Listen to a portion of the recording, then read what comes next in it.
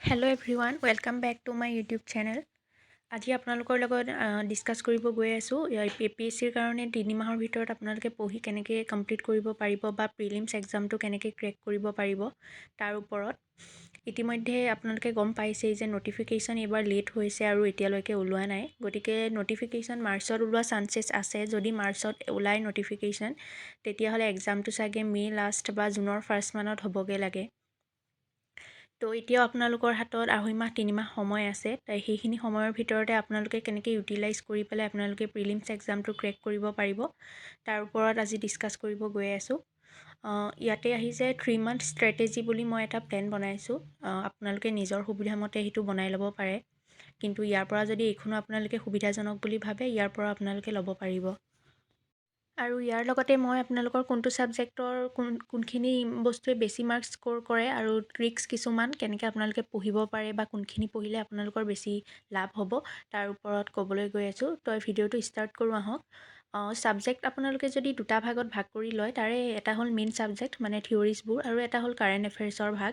তাৰে মেইন ছাবজেক্টত আপোনালোকৰ 7টা ছাবজেক্ট পৰিব, সেইটো গম পায়েই প্ৰিলিমছৰ আপোনালোকৰ চিলেবাছ মতে। Polity, economy, history, geography, environment, science and technology আৰু অসমৰ যোনখিনি অসমৰ জিকে হয়, অসমৰ পাৰ্টটো এটা এক্সট্ৰা পাৰ্ট হয়। আৰু এই অসমৰ পাৰ্টটো আপোনালোকে মেজৰ কাভাৰেজ হয়, কাৰণ APSC প্ৰিলিমছৰ যিখন পেপাৰ হয় তাৰে 30 to 35% আপোনালোকৰ অনলি অসমৰ পৰা আহিব। গতিকে বাকীখিনি ছাবজেক্টতকৈ অসমৰ পাৰ্টটো আপোনালোকৰ কাৰণে বহুত ইম্পৰ্টেণ্ট। আৰু তাৰ পাছত আহিলে নেক্সট কাৰেণ্ট এফেয়াৰ্ছ। কাৰেণ্ট এফেয়াৰ্ছত আপোনালোকৰ মেইন ছাবজেক্ট 4টা হয়, যিখিনি মেইনলি কাৰেণ্ট এফেয়াৰ্ছৰ কাৰণে এইকেইটা ছাবজেক্টৰ পৰাই অহা দেখা যায়। পলিটি, ইকনমি, ছায়েন্স আৰু এনভাইৰনমেণ্টৰ পৰা অহা দেখা যায়। ইয়াৰ পাছতে আপোনালোকে যদি ডেইলি পাৰ ডে' আপোনালোকে কি পঢ়িব সেইটো ভাগ কৰি ল'ব পাৰে। তাতে ডেইলি বুলি দি মই আপোনালোকক যিহেতু দিছোঁ, তাৰে আপোনালোকে মেইন 4টা ভাগ কৰি ল'ব। তাৰে 2টা আপোনালোকে মেইন ছাবজেক্ট পঢ়িব, যিকেইটা আপোনালোকক আগতে মই দেখাইছিলোঁ থিয়ৰিটিকেল ছাবজেক্টকেইটা হয়। তাৰে মেইন ছাবজেক্ট আপোনালোকে 2টা ল'ব, কাৰণ 2টাতকৈ বেছি যদি পঢ়িবলৈ লয় তেতিয়াহ'লে আপোনালোকৰ উল্টা পুল্টা হৈ যাব বস্তুবোৰ। আৰু ধৰক যদি 2টাতকৈ আপোনালোকে কমো পঢ়িবলৈ লয়, সেইটো আৰু অলপ বেছিয়ে কম হৈ যাব, যিহেতু আপোনালোকৰ চিলেবাছখন বহুত বেছি হয়, ডাঙৰ অলপ। গতিকে মেইন ছাবজেক্ট আপোনালোকে ডেইলি 2টাই পঢ়িব ট্ৰাই কৰিব মিলাই। সেইটো আপোনালোকে নিজৰ মতে ল'ব পাৰে, কোনটো আপোনালোকৰ কাৰণে পঢ়াটো সুবিধাজনক। তাৰপিছত কাৰেণ্ট এফেয়াৰ্ছৰ কাৰণে আপোনালোকে ডেইলি 1 ঘণ্টা দিব পাৰে। কাৰেণ্ট এফেয়াৰ্ছ আপোনালোকৰ নিজৰ লগত কথা যে ডেইলি কাৰেণ্ট এফেয়াৰ্ছ কৰে নে মান্থলি কাৰেণ্ট এফেয়াৰ্ছ কৰে। আজিকালিতো উইকলি কাৰেণ্ট এফেয়াৰ্ছো এভেইলেবল আছে। তো কাৰেণ্ট এফেয়াৰ্ছৰ কাৰণে 1 ঘণ্টা দিব। আৰু বাকী CSETটো আপোনালোকে জানে যে CSET এখন কোৱালিফাইং পেপাৰ আছে, য'ত মেথছ, ৰিজনিং আৰু ইংলিছ থাকে। তো সেইখনটো কোৱালিফাই কৰিবই লাগিব। বাকী পঢ়াখিনিত যদি আপোনালোকে টাইম দি CSETখন ইগন'ৰ কৰি দিয়ে, তেতিয়াহ'লে সেইখন কোৱালিফাই নকৰিলে আপোনালোকৰ পঢ়াখিনি এনেই যাব। গতিকে CSETৰ কাৰণে এটলিষ্ট আপোনালোকৰ নটিফিকেশ্যন ওলোৱা পাছৰ পৰা, এতিয়া নকৰিলেও হ'ব, নটিফিকেশ্যন ওলোৱা পাছৰ পৰা যিহেতু 2 মাহ সময় থাকে, সেই 2 মাহত আপোনালোকে ডেইলি 2 ঘণ্টাকৈ হ'লেও হয় মেথছ নহ'লে ৰিজনিং বা ইংলিছ কম্প্ৰিহেনশ্যনৰ কাৰণে আপোনালোকে টাইম দিব। আৰু 1 ঘণ্টা হ'লেও আপোনালোকে ৰিভিজনৰ কাৰণে ৰাখিব, কাৰণ ৰিভিজন নকৰিলে পঢ়ি লাভ নাই। আৰু ৰিভিজনে মেইন। আপোনালোকে যদি 2 দিনৰ আগত পঢ়া বা আগদিনা পঢ়া বস্তুখিনি পিছদিনা ৰিভিজন কৰি যায়, সেইটো আপোনালোকৰ যথেষ্ট লাভ হ'ব। তো ৰিভিজনটো এৰি নিদিব। এই 3 মাহ সময় ৰিভিজনত মেইনলি দিয়ক, আগতে পঢ়া বস্তুবোৰ। এই 4টা ভাগত আপোনালোকে ডেইলি ভাগ কৰি ল'ব পাৰে। তাৰপাছত পাৰ উইকত আপোনালোকে এতিয়া যিহেতু নটিফিকেশ্যন ওলোৱা নাই বা 1 মাহৰ আগলৈকে এক্সামৰ, আপোনালোকে পাৰ উইক এখন টেষ্ট পেপাৰ কৰিব পাৰে। ইয়াতে আপোনালোকৰ যিখিনি মেইন ছাবজেক্ট হয়, মেইন ছাবজেক্টখিনি আপোনালোকে ফেজ ৱাইজ ভাগ কৰি ল'ব, যে কোনটো প্ৰথম পঢ়িব আৰু কোনটো পাছত পঢ়িব। যিহেতু মই ইয়াত 2টাকে মেইন ছাবজেক্ট ধৰিছিলোঁ পাৰ ডে', তো সেইটো হিচাপত ফাৰ্ষ্ট ফেজত মই পলিটি আৰু ইকনমি লিখিছোঁ। সেইটো আপোনালোকে নিজৰ সুবিধামতে বেলেগ ছাবজেক্ট ল'ব পাৰে, কিন্তু মই কওঁ যে আপোনালোকে পলিটি আৰু ইকনমি লওক, কাৰণ পলিটি আৰু ইকনমি হ'ল মেইনলি কাৰেণ্ট এফেয়াৰ্ছৰ লগত ৰিলেটেড ছাবজেক্ট হয়। গতিকে কাৰেণ্ট এফেয়াৰ্ছটো আপোনালোকে ৰেগুলাৰ কৰিব লাগিব বা লাষ্ট 1 year কৰিব লাগিব। তো সেইখিনি কৰোঁতে পলিটি টাৰ্মবোৰ কোনটো টাৰ্মে কি বুজায়, ইকনমি তেনেকৈ আপোনালোকৰ বুজাটো ইম্পৰ্টেণ্ট হয়। গতিকে আপোনালোকে যদি পলিটি আৰু ইকনমি থিয়ৰিখিনি কমপ্লিট নকৰে, আপোনালোকৰ কাৰেণ্ট এফেয়াৰ্ছ বুজাত বহুত প্ৰব্লেম হ'ব পাৰে। গতিকে প্ৰথম আপোনালোকে পলিটি বা ইকনমি ছাবজেক্টটো আপোনালোকে লওক। আৰু পলিটিৰ কাৰণে মই আপোনালোকৰ ইয়াৰ পাছত কৈ আছোঁ যে পলিটি আৰু ইকনমিৰ কাৰণে কি পঢ়িব আৰু কোনখিনিৰ পৰা মেজৰ পাৰ্ট আপোনাৰ এক্সামত মেজৰ পাৰ্ট কোনখিনি কাভাৰ কৰে সেইখিনি কৈ আছোঁ। তো ফাৰ্ষ্ট ফেজৰ পলিটিৰ ফাৰ্ষ্টটো চাম আমি। তো পলিটিৰ কাৰণে কাৰেণ্ট এফেয়াৰ্ছ ইম্পৰ্টেণ্ট হয়, গতিকে 1 নম্বৰতে পলিটিৰ কাৰণে কাৰেণ্ট এফেয়াৰ্ছ লিখিছোঁ। থিয়ৰীৰ কাৰণে আপোনালোকে দুখন বুক ফ'ল' কৰিব পাৰে। মোৰ অলৰেডি বুক লিষ্টৰ ওপৰত আছামিছ মিডিয়াম আৰু ইংলিছ মিডিয়াম দুইটাৰ কাৰণে বুক লিষ্টৰ ভিডিঅ' দিয়া আছে। ইয়াত তথাপিও মই আকৌ এবাৰ আপোনালোকক বুক লিষ্টকেইখন কৈ দিছোঁ, আৰু যদি আপোনালোকে ডিটেইল ভিডিঅ'টো চাব পাৰে মই ডেছক্ৰিপশ্যনত লিংকটো দি দিম।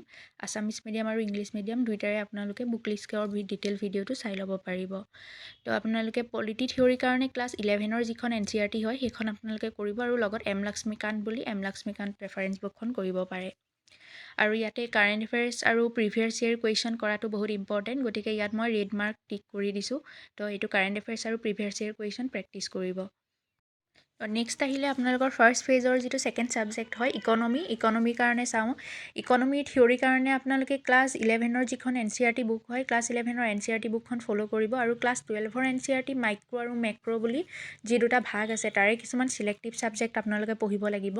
গোটেইখিনি চেপ্টাৰ পঢ়া কোনো দৰকাৰ নাথাকে। আৰু ইকনমিত আপোনালোকৰ মেইন বস্তুটোৱেই হ'ল কাৰেণ্ট এফেয়াৰ্ছ, গতিকে ইকনমি আপোনালোকে থিয়ৰীখিনি নৰ্মেল যিখিনি বেছিক টাৰ্ম বেছিক বস্তু সেইখিনি জনাৰ পাছত আপোনালোকে কাৰেণ্ট এফেয়াৰ্ছ ফ'কাছ কৰিব। তাৰ পাছত আপোনালোকৰ আৰু এটা ইম্পৰ্টেণ্ট বস্তু আহি যায় বাজেট, যিখন অসমৰ আৰু ইণ্ডিয়াৰ যিখন লেটেষ্ট বাজেট হয়। তো দুইখনেই আপোনালোকে চাব পাৰিব। বাজেটৰ ওপৰত লাষ্ট ইয়েৰো কুৱেশ্যন আহিছে, তো বাজেটটো ভালকৈ আপোনালোকে পঢ়ি যাব। তো তাৰপাছত আহিলোঁ ছেকেণ্ড ফেজৰ কাৰণে দুটা মেইন ছাবজেক্ট আপোনালোকে ল'ব পাৰে, হিষ্ট্ৰী আৰু জিঅ'গ্ৰাফী। হিষ্ট্ৰী আৰু জিঅ'গ্ৰাফী বহুতখিনি ৰিলেটেড হয়, গতিকে এই দুটা ছাবজেক্ট বেলেগকৈ দিছোঁ। আৰু মই আকৌ এবাৰ কৈছোঁ, আপোনালোকৰ যদি কিবা প্ৰব্লেম হয় তেতিয়াহ'লে আপোনালোকে নিজৰ মতে মেইন ছাবজেক্টখিনি চুজ কৰি ল'ব পাৰে। মই আপোনালোকক এইটোহে দেখাইছোঁ যে যিটো আপোনালোকৰ কাৰণে ভাল হ'ব, আপোনালোকে কৰিলে বেনিফিট আছে, সেইটো বস্তুহে আপোনালোকক কৈছোঁ। এনেকুৱা নহয় যে এইখিনি কৰিব লাগিব, কৰিলে ভাল।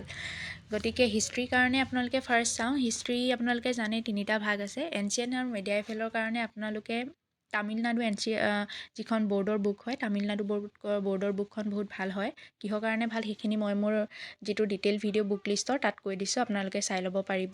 বাকী এটা পাৰ্ট হ'ল মডাৰ্ণে আপোনালোকৰ মেজৰ পাৰ্টটো মানে কাভাৰ কৰে। একচুৱেলি কি হয়, এনচিয়েণ্ট আৰু মেডিয়েভেলৰ যিমানটা কুৱেশ্যন আহে তাতকৈ মডাৰ্ণত অকলেই সিমানটা কুৱেশ্যন আহে। ধৰক আপোনালোকৰ টোটেল কুৱেশ্যন যদি 15টা আহিছে, তাৰে 10টা আপোনালোকৰ মডাৰ্ণৰ পৰাই আহি যায়, বাকী 5টাহে এনচিয়েণ্ট আৰু মেডিয়েভেলৰ পৰা আহি যায়। গতিকে মডাৰ্ণৰ কাৰণে আপোনালোকে স্পেক্ট্ৰাম বুকখন ফ'ল' কৰিব পাৰে, ভাল বুক হয়, প্ৰিলিমছ স্পেচিফিক, গতিকে স্পেক্ট্ৰামখন চাব।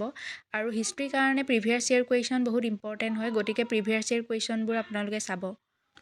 নেক্সট যদি জিঅ'গ্ৰাফীৰ কাৰণে চাওঁ, জিঅ'গ্ৰাফী আপোনালোকে জানে যে দুটা পাৰ্ট হয়, এটা থিয়ৰী আৰু এটা মেপিং বুলি।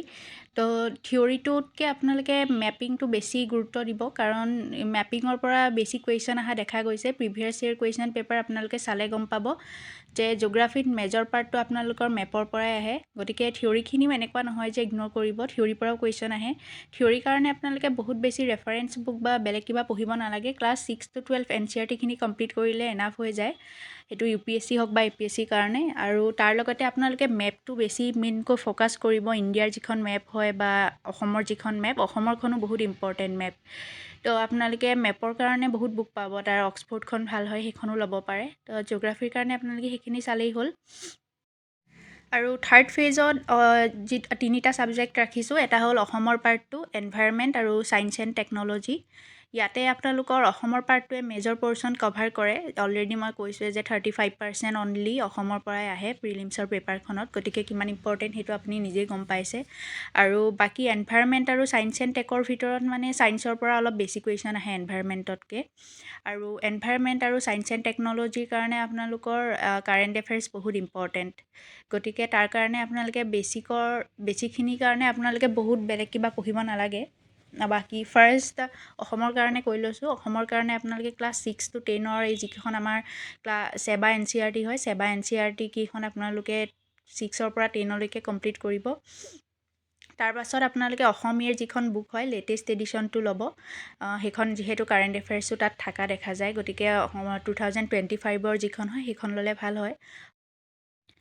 লগতে আপোনালোকে অসমৰ মেপখন এনেকুৱাকৈ মুখস্থ কৰি পেলাব যাতে আপোনালোকে দেখিয়ে গম পায় কোনটো জেগাত কি আছিলে কি নাই। গতিকে মেপখন বহুত ইম্পৰ্টেণ্ট। অসমৰো যিটো 30-35% আহিব তাৰো মেক্সিমাম আপোনালোকে জিঅ'গ্ৰাফীৰ কাৰণে বা হিষ্ট্ৰীৰ কাৰণে চাব আপোনালোকৰ মেপৰ পৰাই কুৱেশ্যন আহে। গতিকে জিঅ'গ্ৰাফী আৰু হিষ্ট্ৰী দুইটাৰ কাৰণে আপোনালোকে মেপকেইখন বহুত ইম্পৰ্টেণ্ট। নেক্সট এনভাইৰনমেণ্টৰ যদি চাব যাওঁ, এনভাইৰনমেণ্টৰ কাৰণে ক্লাছ 12ৰ যিখন বায়'লজি বুক হয় তাৰ লাষ্টৰ 4টা চেপ্টাৰ আপোনালোকে কৰিব। সেইকেইটা বহুত ইম্পৰ্টেণ্ট আৰু বহুত ভালকৈ তাত দিয়া আছে। তো তাৰ কাৰণে আপোনালোকে NCERTত চালেও হ'ব বা বেলেগ কিবা ৰেফাৰেঞ্চ বুক বা যদি মডিউলছ আছে তাতো আপোনালোকে বায়'লজিৰ লাষ্টৰ 4টা চেপ্টাৰ চাব পাৰে ক্লাছ 12ৰ। আৰু লগতে শংকৰ IASৰ এখন পোৱা যায়। শংকৰ IASখন বেছিও হ'ব পাৰে APSCৰ কাৰণে। যদি আপোনালোকৰ টাইম আছে বা অলৰেডি পঢ়িছে তেতিয়াহ'লে শংকৰ IASৰখন আপোনালোকে চাব পাৰে। আৰু এনভাইৰনমেণ্টৰ কাৰণে আপোনালোকৰ মেইন হ'ল কাৰেণ্ট এফেয়াৰ্ছ। তো কাৰেণ্ট এফেয়াৰ্ছটো আপোনালোকে বেছিকখিনি কমপ্লিট কৰাৰ পাছত কাৰেণ্ট এফেয়াৰ্ছ ফ'কাছ কৰিব। তাৰ পাছতে যদি ছায়েন্স আৰু টেকন'লজিৰ কথা কওঁ, ছায়েন্স আৰু টেকন'লজিৰ কাৰণে ক্লাছ 6 to 10ৰ NCERT ইম্পৰ্টেণ্ট। আৰু 6 to 10ৰ কাৰণে কৰিবলৈ যদি আপোনালোকৰ টাইম নহয় বা বেছি হয় বুলি ভাবে তেতিয়াহ'লে 8 to 10লৈকে কৰিলেও কোনো প্ৰব্লেম নহয়। 8 to 10লৈকে যিকেইখন NCERT হয় সেইকেইখন কৰি ল'ব। আৰু ছায়েন্স এণ্ড টেকন'লজিৰ কাৰণেও কাৰেণ্ট এফেয়াৰ্ছ বহুত ইম্পৰ্টেণ্ট। তো কাৰেণ্ট এফেয়াৰ্ছটো আপোনালোকে ফ'কাছ কৰিব। আৰু এনভাইৰনমেণ্ট আৰু ছায়েন্স এণ্ড টেকন'লজিৰ ভিতৰত কিন্তু ছায়েন্স এণ্ড টেকন'লজিৰ পৰা কুৱেশ্যন বেছি আহে। আৰু ইয়াতে কেইটামান মেইন ইম্পৰ্টেণ্ট কথা কওঁ। আপোনালোকে যিমানেই নপঢ়ক যদি ৰিভিজন নকৰে সেইখিনি আপোনালোকৰ কাম নাহিব। গতিকে যিখিনি পঢ়িছে সেইখিনিকে বহুত বেছি ৰিভিজন কৰক। যদি ডেইলি বেচিছত পাৰে ডেইলি কৰক। যদি টাইম কম হয় কাৰোবাৰ দুদিনৰ মূৰত কৰিব বিচাৰে তেনেকৈ কৰক। উইকলি কৰিব বিচাৰিলে উইকলিও কৰিব পাৰে। কিন্তু প্ৰিলিমছৰ কাৰণে আপোনালোকৰ দুটা মেজৰ ফেক্টৰ হ'ল প্ৰিভিয়াছ ইয়েৰ কুৱেশ্যন বা PY মানে MCQ ছ'ল্ভ কৰা, আৰু এটা হ'ল ৰিভিজন কৰা। তো পঢ়াখিনিতো পঢ়িব লাগিবই, আৰু তাৰ উপৰিও আপোনালোকে নতুন কিছুমান বস্তু পঢ়িবলৈ গৈ পেলাই টাইম ৱেষ্ট কৰাতকৈ আপোনালোকে MCQ ডেইলি ছ'ল্ভ কৰিব ট্ৰাই কৰিব। তেনেকৈ ডেইলি নোৱাৰিলে উইকলি কৰিব। আৰু যিটো লাষ্ট এমাহ হয় এক্সামৰ আগৰ, সেই এমাহত আপোনালোকে পাৰিলে এখন প্ৰেক্টিছ কৰিব কুৱেশ্যন পেপাৰ লৈ। আৰু সেইখিনি কৰিলে আপোনালোকৰ নিজে দেখিব যে আপোনালোকে কিমানখিনি ইম্প্ৰুভমেণ্ট হৈছে। তো সেইখিনি কৰি যাওক। এক্সামৰ কাৰণে এতিয়াও টাইম আছে যিহেতু নটিফিকেশ্যন ওলোৱা নাই। আৰু মই ভাবোঁ কি এইখন আপোনালোকৰ কাৰণে এইখন ষ্টাডি প্লেন ভাল হয়। ইয়াৰ পৰাও আপোনালোকে যদি কিবা প্ৰব্লেম হয় নিজৰ মতে সেইখিনি মিলাই ল'ব পাৰে টাইম টেবল। বাকী ভিডিঅ'টো চোৱাৰ কাৰণে থেংক ইউ। মোৰ চেনেলটো যদি আজি ফাৰ্ষ্ট টাইমৰ কাৰণে চাইছে তেতিয়াহ'লে চেনেলটো ছাবস্ক্ৰাইব কৰিব, আৰু আগলৈকে আপোনালোকক এনেকৈ ভিডিঅ' দিব মই ট্ৰাই কৰিম।